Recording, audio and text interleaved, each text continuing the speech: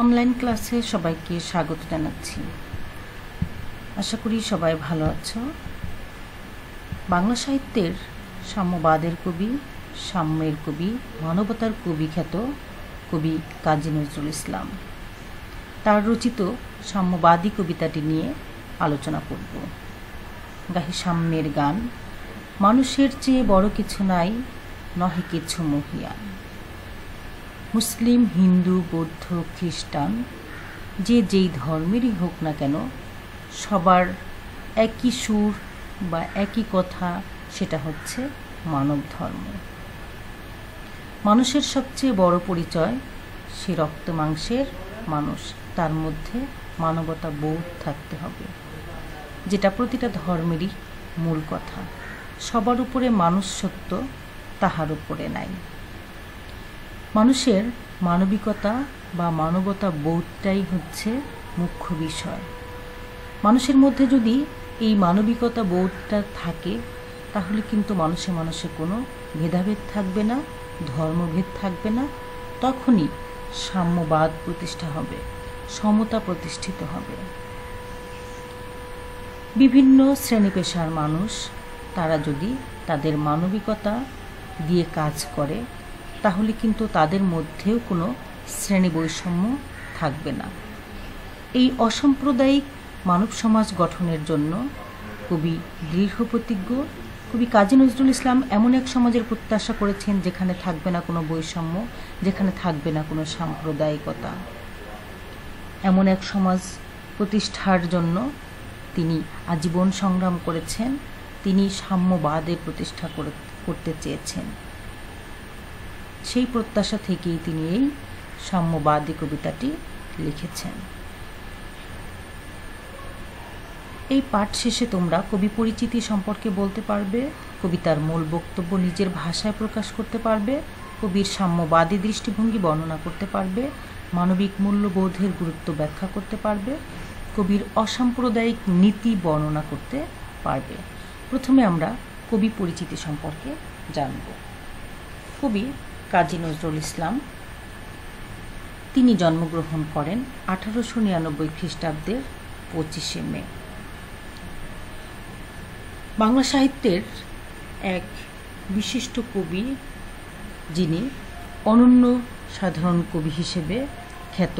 তিনি বাংলাদেশের জাতীয় কবি, বাংলাদেশের রণসঙ্গীতের রচয়িতা কবি কাজী নজরুল ইসলাম। তিনি দরিদ্র পরিবারে জন্মগ্রহণ করেন এবং জন্মের মাত্র 8 বছর বয়সে তিনি তার পিতাকে হারান। এরপরে তিনি চরম দরিদ্রের মধ্যে পড়ে যান। গ্রামের প্রাইমারি স্কুলে পড়াশোনা করেন এবং প্রাইমারি পাশ করে সেখানেই তিনি 1 বছর শিক্ষকতা করেন। এরপরে মাত্র 12 বছর বয়সে তিনি লেটো গানের দলে যোগ দেন এবং সেখানে পালাগান করেন এবং নিজে পালাগান রচনা করেন। পালাগান আমরা জানি যে যেটা স্টেজে দাঁড়িয়ে দাঁড়িয়ে দুটা পক্ষ গান করে এবং তারা কিন্তু ইনস্ট্যান্টলি এগুলো বানিয়ে বানিয়ে গায়। বা এই যে পালাগান রচনা, সেটা কিন্তু কাজী নজরুল ইসলাম ওই পালাগানের আসরে বসেই রচনা করেন, আর সেখান থেকেই তার সৃষ্টিশীল সত্তার প্রকাশ ঘটে। এরপরে 1914 সালে প্রথম বিশ্বযুদ্ধ শুরু হওয়ার পরে তিনি যখন মাত্র 10ম শ্রেণীর ছাত্র, তখন তিনি প্রি-টেস্ট পরীক্ষার পরেই তিনি সেনাবাহিনীতে যোগ দেন। 1917 সালে তিনি 49 নম্বর বাঙালি পল্টনে যোগদান করেন সৈনিক হিসেবে। এরপরে তিনি পদোন্নতি পেয়ে হাবিলদার হন। 1920 সালে বাঙালি পল্টন ভেঙে দেওয়া হয়। প্রথম বিশ্বযুদ্ধ শেষ হলে 1920 সালে ভেঙে দেওয়া হলে তিনি আবার কলকাতায় ফিরে আসেন এবং সাহিত্য চর্চা শুরু করেন। তিনি বিভিন্ন পত্রিকার সম্পাদনা করেন, নবযুগ, ধূমকেতু, এই সমস্ত পত্রিকার সাথে তিনি জড়িত ছিলেন। সাপ্তাহিক বিজলি পত্রিকায় তার যখন বিদ্রোহী কবিতাটি প্রকাশ পায়, তখন তার কবি খ্যাতি চারিদিকে ছড়িয়ে পড়ে।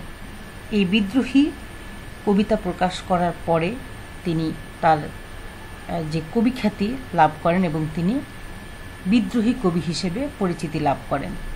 তিনি বিভিন্ন কবিতা লিখেছেন বা তার অসংখ্য কাব্যগ্রন্থ রয়েছে। তার মধ্যে রয়েছে অগ্নিবীণা, বিষের বাসী, সাম্যবাদী, সর্বহারা, সিন্ধু হিন্দল, চক্রবাক, সন্ধ্যা, প্রলয় শিখা। এছাড়া তিনি উপন্যাসও লিখেছেন, মৃত্যু ক্ষুধা, জীবন ক্ষুধা, এটা হচ্ছে তার উপন্যাস। এছাড়া তিনি নাটক ঝিলিমিলি, আলিয়া লিখেছেন। তিনি শ্যামাসঙ্গীত রচনা করেছেন। তিনি গজল বা দেশাত্মবোধক গান রচনা করেছেন, যেটা নজরুল সঙ্গীত হিসেবে পরিচিত এখন। সাহিত্যকর্মের স্বীকৃতিস্বরূপ ভারত সরকার তাকে পদ্মভূষণ উপাধি দিয়েছে। এছাড়া তিনি জগত্তারিণী স্বর্ণপদক পান, 21 পদক পেয়েছেন। স্বাধীনতার পর বঙ্গবন্ধুর নির্দেশে কবিকে ঢাকায় আনা হয় এবং বাংলাদেশের নাগরিকত্ব প্রদান করা হয়। কবি 1976 সালের 29 আগস্ট ঢাকার পিজি হাসপাতালে মৃত্যুবরণ করেন এবং ঢাকা বিশ্ববিদ্যালয়ের কেন্দ্রীয় জামে মসজিদের পাশে তাকে পূর্ণ সাময়িক মর্যাদায় সমাহিত করা হয়। আমরা সংক্ষিপ্তভাবে কবি পরিচিতি জানলাম। এবার কবিতার মূল ভাব আলোচনা করব। কবিতাটি কবি কাজী নজরুল ইসলাম লিখেছেন সাম্যবাদী কবিতা এবং আব্দুল কাদির সম্পাদিত বাংলা একাডেমি থেকে প্রকাশিত নজরুল রচনাবলীর প্রথম খণ্ড থেকে এই কবিতাটি সংকলন করা হয়েছে। 1925 খ্রিস্টাব্দে প্রকাশিত সাম্যবাদী কাব্যের অন্তর্ভুক্ত এই কবিতাটিতে বৈষম্যহীন অসাম্প্রদায়িক মানব সমাজ গঠনের প্রত্যাশা ব্যক্ত হয়েছে। কবি এই সাম্যের গান গেয়েই গোটা মানব সমাজকে ঐক্যবদ্ধ করতে আগ্রহী। কবির বিশ্বাস, মানুষ হিসেবে স্বীকৃতি পেয়ে পরিচিত হয়ে ওঠার চেয়ে সম্মানের আর কিছু হতে পারে না। মানুষের সবচেয়ে বড় পরিচয় হচ্ছে মানুষ। আমার মধ্যে কিন্তু ধর্মটা প্রকাশ পাবে পরে, মানবিকতাটা হচ্ছে আগে, মানবের আদর্শটা হচ্ছে প্রধান। নজরুলের এই আদর্শ আজও প্রতিটি সত্যিকার মানুষের জীবন পথের প্রেরণা। কিন্তু মানুষ এখনও সম্প্রদায়কে ব্যবহার করে রাজনীতি করছে, মানুষকে শোষণ করছে, একের বিরুদ্ধে অন্যকে উস্কে দিচ্ছে, ধর্ম বর্ণ গোষ্ঠীর দোহাই দিয়ে মানুষকে পরস্পর থেকে দূরে ঠেলে দিচ্ছে। নজরুল এই কবিতায় সুস্পষ্টভাবে স্মরণ করিয়ে দিয়েছেন, মানুষেরই মাঝে স্বর্গ নরক, মানুষেতে সুরাসুর। তাই তিনি জোর দেন অন্তর্ধর্মের ওপর। ধর্মগ্রন্থ পড়ে যে জ্ঞান মানুষ আহরণ করতে পারে তাকে যথোপযুক্তভাবে উপলব্ধি করতে হলে প্রয়োজন প্রগাঢ় মানবিকতা বোধ। মানুষের হৃদয়ের চেয়ে যে শ্রেষ্ঠ কোনো তীর্থ নেই, এই প্রতীতি কবির সুপার্জিত অনুভব। এই কারণেই কবি মানবিক মেলবন্ধনের এক অপূর্ব সঙ্গীত পরিবেশন করতে আগ্রহী। এই গানে মানুষের সব ব্যবধান ঘুচে যাবে। মানবতার সুবাস ছড়ানো আত্মার উদ্বোধনের মধ্য দিয়ে এই জীবনকে পবিত্রতম করে তোলা সম্ভব। এই মর্মবাণীকে সকলের মাঝে ছড়িয়ে দেওয়াই এই কবিতায় নজরুলের অন্বিষ্ট।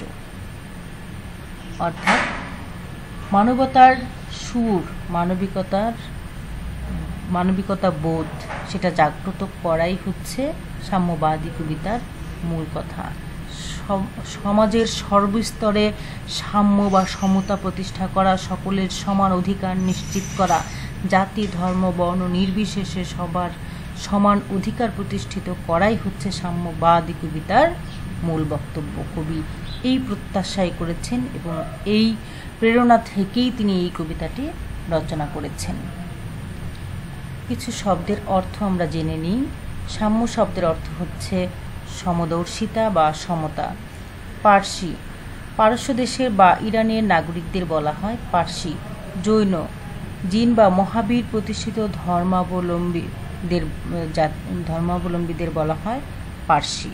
অর্থাৎ মহাবীর প্রতিষ্ঠিত ধর্ম মতাবলম্বী জাতি হচ্ছে জৈন। সাঁওতাল ভিল, ভারতীয় উপমহাদেশের আদিম নৃগোষ্ঠী সাঁওতাল ভিল। গারো পাহাড়ের অধিবাসীদের বলা হয় গারো, বর্তমানে ক্ষুদ্র নৃগোষ্ঠী যারা গারো।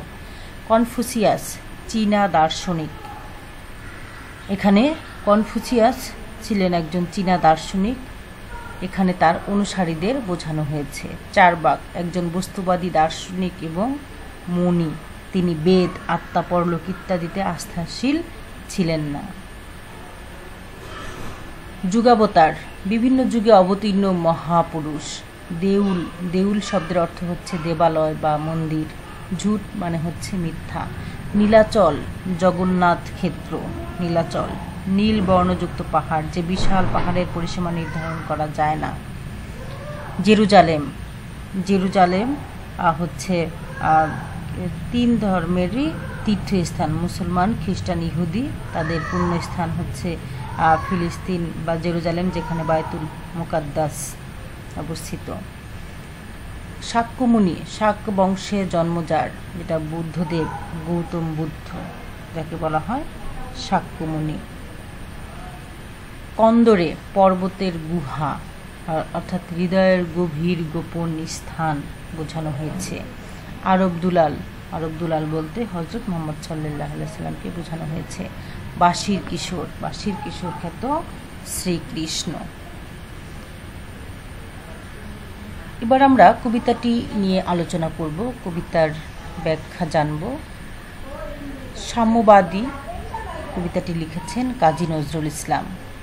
গাহি সাম্যের গান, যেখানে আসিয়া এক হয়ে গেছে সব বাধা ব্যবধান, যেখানে মিশেছে হিন্দু, বৌদ্ধ, মুসলিম, খ্রিস্টান।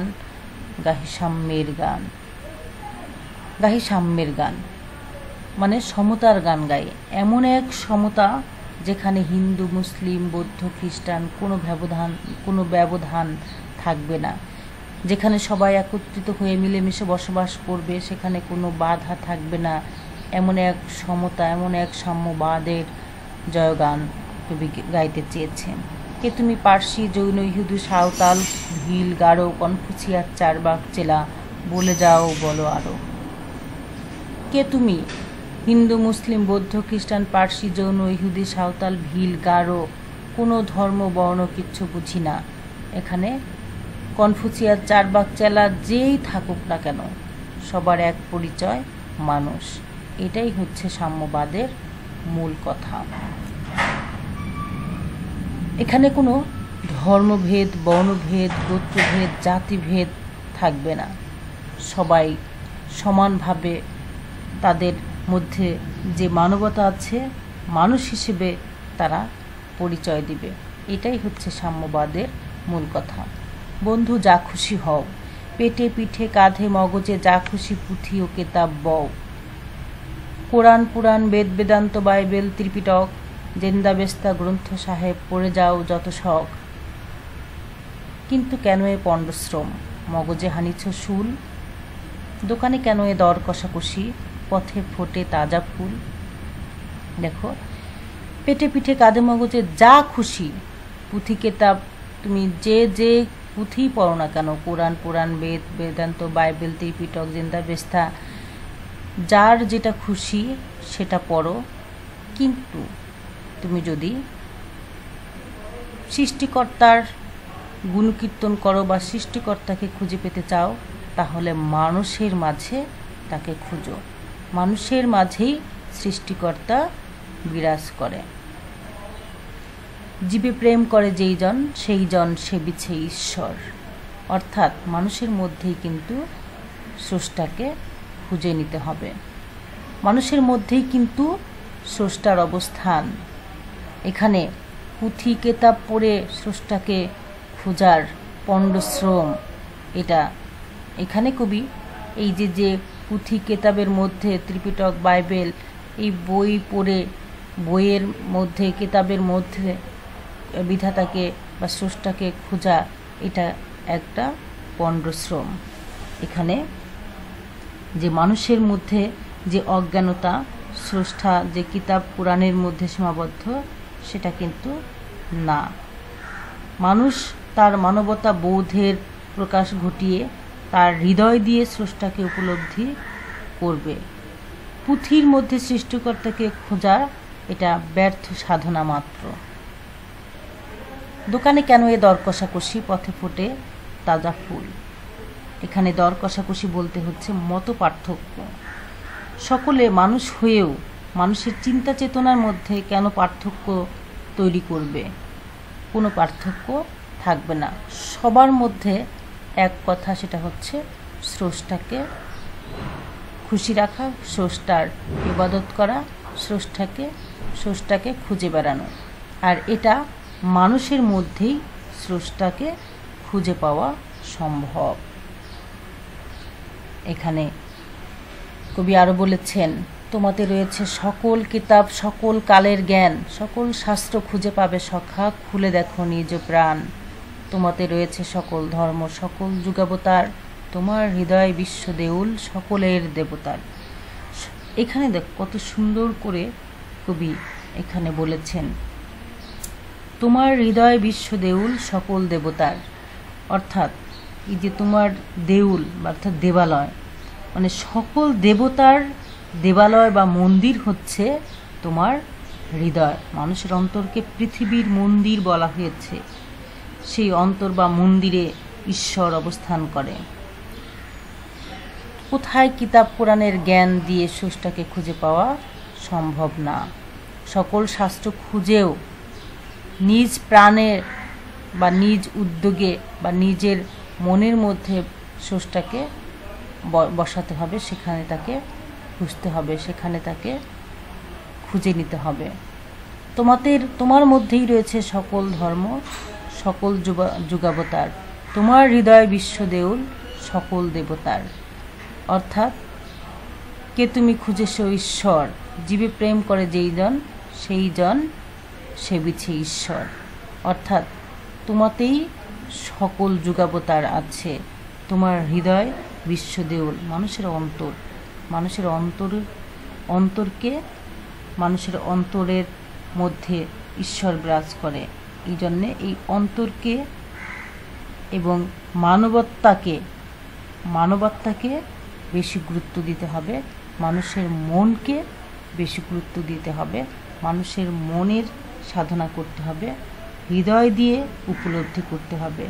তখনই কিন্তু মানবাত্মা জাগ্রত হবে। কেন খুঁজে ফেরো দেবতা ঠাকুর মৃতপুথি কঙ্কালে, হাসিছেন তিনি অমৃত হিয়ার নিভৃত অন্তরালে। তুমি যখন দেবতা ঠাকুরকে মৃতপুথির মধ্যে খুঁজে বেড়াও, যেটা মৃতপুথি কঙ্কালের সম, এটা দেখে হাসিছেন তিনি অমৃত হিয়ার নিভৃত অন্তরালে। হিয়া মানে হচ্ছে অন্তর, মন, নিভৃত মানে নির্জন। এই কথা শুনে তিনি বিধাতা কিন্তু এই অন্তরালে আড়ালে বসে হাসছে। মানুষের অজ্ঞানতা দেখে স্রষ্টা নির্জনে নীরবে হাসছে যে কেন খুঁজে ফেরো দেবতা ঠাকুর মৃতপুথি কঙ্কালে। তুমি মৃতপুথি কঙ্কালে দেবতাকে খুঁজে বেড়াও, এটা একটা অজ্ঞানতা মাত্র। বন্ধু বলিনি ঝুট, এটা মিথ্যা নয়। এইখানে এসে লুটাইয়া পড়ে সকল রাজমুকুট, এই হৃদয় সে নীলাচল, কাশী, মথুরা, বৃন্দাবন, বুদ্ধ গয়া, এ জেরুজালেম, এ মদিনা, কাবা ভবন, মসজিদ, এই মন্দির, এই গির্জা, এই হৃদয়, এইখানে বসে ঈসা মুসা পেল সত্যের জয়। দেখো এই যে এই হৃদয়, এই যে মানবাত্মা, এখানে কিন্তু বড় কথা বলা হয়েছে। মসজিদ, এই মন্দির, এই গির্জা, এই হৃদয়, এইখানে বসে ঈসা মুসা পেল সত্যের পরিচয়। মুসলমান, হিন্দু, খ্রিস্টান পবিত্র উপাসনালয়, মসজিদ, মন্দির, গির্জা, ঈসা মুসা আল্লাহর প্রেরিত রাসূল, এই চরণে মসজিদ, মন্দির, গির্জা এটাকে হৃদয় বা অন্তরের সাথে তুলনা করেছেন। কারণ মানুষের হৃদয় তীর্থস্থানের মতো পবিত্র। এই হৃদয়ে গয়া, কাশী, বৃন্দাবন হিন্দুদের তীর্থস্থান, বুদ্ধ গয়া, মক্কা, মদিনা, মসজিদ, মন্দির, গির্জা যাই বলি না কেন, এই হৃদয়কে ভালোবাসলে, এই মানুষের মনকে, আত্মাকে পরিশুদ্ধ করতে পারলে আত্মার মধ্যে বিরাজ করে স্রষ্টা। এই জন্যে হৃদয় দিয়ে অনুধাবন করতে হবে, হৃদয় দিয়ে মানুষকে ভালোবাসতে হবে, হৃদয়ের অনুভূতি দিয়ে কাজ করতে হবে। তাহলে কিন্তু আমরা ভালো কাজ করতে পারবো। আর এই ভালো কাজের মাধ্যমে স্রষ্টাকে পাওয়া সম্ভব হবে। এই রণভূমে বাঁশির কিশোর গাহিলেন মহাগীতা, এই মাঠে হলো মেষের রাখাল, নবীরা খোদার মিতা। এই হৃদয়ের ধ্যান গুহা মাঝে বসিয়া সাক্ষ্যমুনি ত্যাজিল রাজ্য মানবের মহাবেদনার ডাক শুনে। এই কন্দরে আরব দুলাল শুনিতেন আহ্বান, এইখানে বসি গাহিলেন তিনি কোরআনের সামগান। এই রণভূমে বাঁশির কিশোর বলতে শ্রীকৃষ্ণকে বোঝানো হয়েছে। মহাগীতা পাঠ করলেন, নবীরা মেষ চড়িয়েছেন। এখানে সাক্ষ্যমুনি গৌতম বুদ্ধের ধ্যানের গুহা কথা বলা হয়েছে। এখানে মহাবেদনার ডাক যিনি শুনেছেন, আরব দুলাল হযরত মুহাম্মদ সাল্লাল্লাহু আলাইহি সাল্লাম যিনি কোরআনের গান গেয়েছেন, ধ্যান করেছেন, এই হৃদয়ের মাঝেই কিন্তু তারা স্রষ্টাকে খুঁজে পেয়েছেন ধ্যান করে। এখানে এই কন্দরে আরব দুলাল শুনিতেন আহ্বান। কন্দর মানে পর্বতের গুহা, মানে হৃদয়ের গভীর স্থান। এখানে মহানবী সাল্লাল্লাহু আলাইহি সাল্লাম তার কথা বলা হয়েছে, শাম গানের কথা বলা হয়েছে। শাম গান এটা হচ্ছে সামবেদের সঙ্গীত, যেটা শামগান। বাইবেলেও এরকম শামগীত আছে, যেটা মানুষের হৃদয় বা মনের মধ্য থেকেই কিন্তু শোনা যায়। আর এটাই হচ্ছে শ্রেষ্ঠ উপাসনালয়। ধ্যান জ্ঞান যায় বলো, মানুষের হৃদয়ের মধ্যে যদি আমরা খেয়াল করি, আমাদের অন্তরটাকে অনুভব করার চেষ্টা করি, তাহলে সেখানেই আমরা ডাক শুনতে পাব। মিথ্যা শুনিনি ভাই, এই হৃদয়ের চেয়ে বড় কোনো মন্দির কাবা নাই। এ কথা সত্য, এই হৃদয়ের চেয়ে বড় কোনো মন্দির কাবা নাই। এই হৃদয় হচ্ছে শ্রেষ্ঠ স্থান। মানব হৃদয়কে ভালোবাসতে হবে, অন্তর ধর্মকে জাগ্রত করতে হবে, মানুষের অন্তরটাকে উপলব্ধি করতে হবে, আত্মার উদ্বোধন ঘটাতে হবে, মানবতার সুবাস ছড়িয়ে দিতে হবে। কোথায় স্বর্গ কোথায় নরক কে বলে তা বহুদূর, মানুষের মাঝেই স্বর্গ নরক, মানুষেতে সুরাসুর। এই কথায় বিশ্বাস করতে হবে। ধর্মগ্রন্থ পড়ে জ্ঞান আহরণ করার চেয়ে মানবিকতা বোধ নিয়ে কাজ করাই হচ্ছে শ্রেষ্ঠ মানবের পরিচয়। মানুষের হৃদয়ের চেয়ে যে শ্রেষ্ঠ কোনো তীর্থ নেই, এইটাই হচ্ছে এই কবিতার মূল কথা। এটাই হচ্ছে এই সাম্যবাদী কবিতার মূল কথা। সাম্যবাদী কবিতাটি এবার আমরা আবৃত্তি শুনব।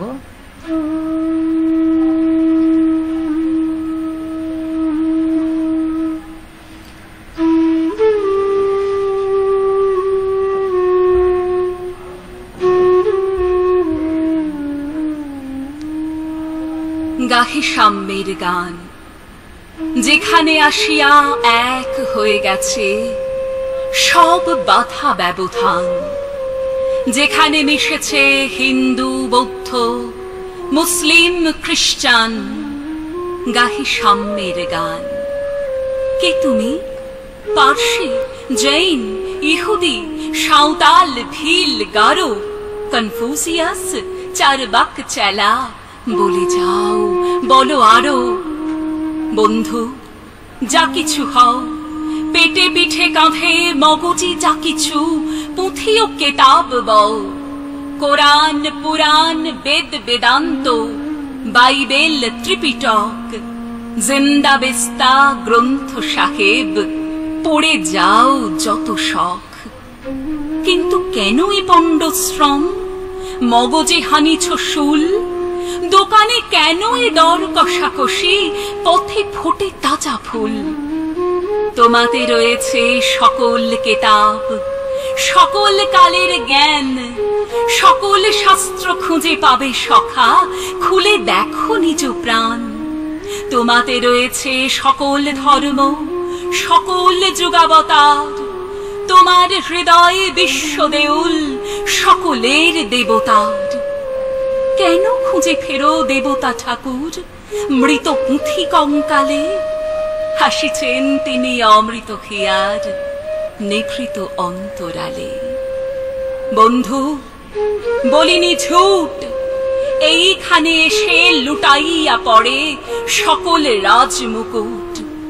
এই হৃদয়ই সে নীলাচল, কাশী মথুরা বৃন্দাবন, বুদ্ধ গয়ায়ে জেরুজালেম এ, মদিনা কাবা ভবন। মসজিদ এই, মন্দির এই, গির্জা এই হৃদয়, এইখানে বসে ঈশামুষা পেল সত্যের পরিচয়। এই রণভূমে বাঁশির কিশোর গাহিলেন মহাগীতা, এই মাঠে হলো মেষের রাখাল, নবীরা খোদার মিতা। এই হৃদয়ের ধ্যান গুহা মাঝে বসিয়া শাক্যমুনি ত্যাজিল রাজ্য, মানবের মহাবেদনার ডাক শুনি। এই কন্দরে আরব দুলাল শুনিতেন আহ্বান, এইখানে বসি গাহিলেন তিনি কোরআনের সমগান। মিথ্যা শুনিনি ভাই, এই হৃদয়ের চেয়ে বড় কোন মন্দির কাবা নাই।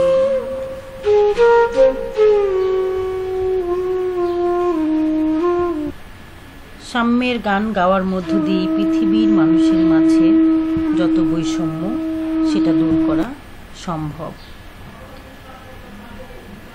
হৃদয়ের অন্বেষণ করেই পৃথিবীর বড় বড় মনীষী সত্যের সন্ধান লাভ করেছেন এবং পৃথিবীতে সত্যের প্রচার ও প্রসার ঘটেছেন। এবার কয়েকটি প্রশ্ন আমরা একটু জানব। কবি কাজী নজরুল কত নম্বর বাঙালি পল্টনে যোগ দেন? 49 নম্বর। সাম্য শব্দের অর্থ কি? সমদর্শিতা বা সমতা। মানুষের সবচেয়ে সম্মানজনক পরিচয় কি? মানুষ। এবার বাড়ির কাজ থাকবে সাম্যবাদী কবিতার মর্মবাণীগুলো কি সেটা লেখা। এছাড়া একটি সৃজনশীল প্রশ্ন, এখানে উদ্দীপকটি হচ্ছে, আমার হিয়ার মাঝে লুকিয়েছিলে, দেখতে আমি পাইনি তোমায়, দেখতে আমি পাইনি। বাহির পানে চোখ মেলেছি, বাহির পানে আমার হৃদয় পানে চাইনি। এখানে 4টি প্রশ্ন আছে। 1 নম্বর প্রশ্ন, কাজী নজরুল কত বছর বয়সে লেটো গানের দলে যোগ দেন? এরপরে 2, ঈসা মুসা কিভাবে সত্যের পরিচয় পেলেন? এটা অনুধাবন প্রশ্ন। এখানে অনুধাবন প্রশ্ন উত্তর দেওয়ার সময় প্রথমে এক বাক্যে জ্ঞানের উত্তরটা দিতে হবে, এরপরে ব্যাখ্যা করে দিতে হবে। এখানে জ্ঞানের উত্তরটা হতে পারে, অন্তরের মধ্যে ঈশ্বরের ডাক শুনেই ঈসা মুসা সত্য সুন্দরের পরিচয় পেয়েছেন। এরপরে একটু ব্যাখ্যা করে লিখবে। উদ্দীপক ও সাম্যবাদী কবিতার সাদৃশ্য নিরূপণ করো। এখানে গ নম্বর প্রশ্ন, উদ্দীপক ও সাম্যবাদী কবিতার সাদৃশ্য নিরূপণ করো। এখানে সাদৃশ্যটা কি সেটা আগে লিখবে। আপন হিয়ার মধ্যে লুকিয়ে থাকা পরমাত্মার সন্ধান না জেনে বাহিরের স্রষ্টার অস্তিত্ব খোঁজার চেষ্টা করা, এটা এখানে সাদৃশ্য রয়েছে সাম্যবাদী কবিতা আর উদ্দীপকের মধ্যে। তোমরা এরপরে উদ্দীপকে কি বলেছে, সাম্যবাদী কবিতায় কি বলেছে একটু ব্যাখ্যা করে নিজের মতো করে লিখবে। আমরা আপন অস্তিত্বে বিশ্বাসী নই বলেই স্রষ্টাকে বাহিরে খুঁজে ফিরি। মন্তব্যটি সাম্যবাদী কবিতা ও উদ্দীপকের আলোকে মূল্যায়ন করো। এটা 4 নম্বর প্রশ্নের উত্তর। এখানে এই যে মন্তব্যটি যথার্থ, এরপর সাম্যবাদী কবিতায় কবি কি বলেছেন, এরপরে উদ্দীপকে কি বলেছেন, এরপর নিজের মন্তব্য জুড়ে দিয়ে প্রশ্নের উত্তরটা লিখে দিবে। ঠিক আছে, তাহলে তোমাদের আজকের ক্লাস এই সৃজনশীল প্রশ্নের উত্তরটা তোমরা লেখার চেষ্টা করবে।